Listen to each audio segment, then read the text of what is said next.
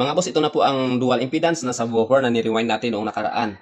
So, ito po, marami pong nagtatanong kung ano daw po ba ang iba't ibang connection itong dual impedance na ito. So, ito mga boss, ituturo ko sa inyo ang iba't ibang connection na pwede nating gawin dito. So, ito ngayon, nakakonect tayo sa isang coil lang po. Tapos, ang kabilang coil ay bakante.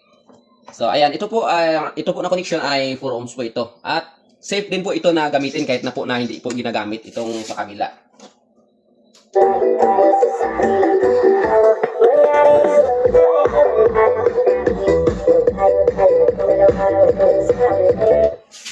So, ang isusunod natin na connection dito mga boss ay ang series connection.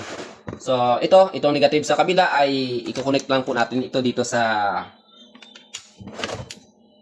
negative. At saka itong positive po sa kabila ay i-connect natin siya dito sa negative. So, ayan po ang kanyang connection mga boss. So, ito galing sa ating amplifier. So, ang positive dito nakakonect sa positive. Tapos, itong negative, nakakonect dito sa positive sa kabila. Tapos, itong papunta naman sa ating amplifier ay ito, nakakonect sa kanyang negative.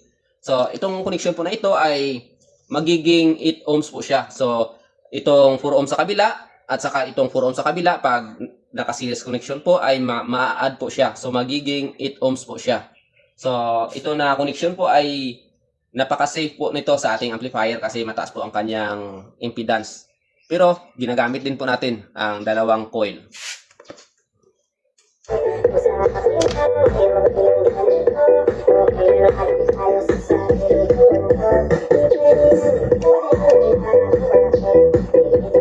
So, ayan mga boss.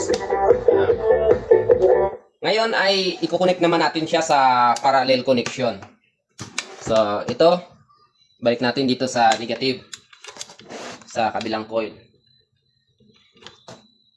Ito ang parallel connection mga boss, itong positive sa kabila at saka itong positive dito sa kabila ay pagdikitin po natin.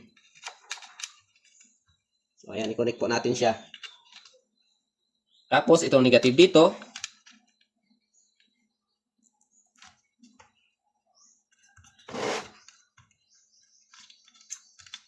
ay i-connect din po natin siya dito sa negative sa kabila. So, ayan. So, ayan. Tingnan nyo ang connection mga boss. So, ito ang positive. I-connect natin dito sa positive sa kabila. Tapos, itong negative ay kinonect din po natin dito sa negative sa kabila. So, ito po sa parallel connection po ay ito po 4 ohms. Tapos, ito 4 ohms. So, sa parallel kasi mga boss, mahahati po sa dalawa. Ito po ay magiging 2 ohms po. Pag pinagsama po natin ang dalawang 4 ohms sa parallel connection ay magiging 2 ohms po siya. So, ito po na connection ay ito po ang mas malakas po sa lahat. Kasi nagagamit po natin sa parallel connection ang dalawang voice coil. So, dalawang voice coil po ang gumagana. Ito po ang mas malakas sa lahat. Pero ito po ang connection na mabigat po sa ating amplifier.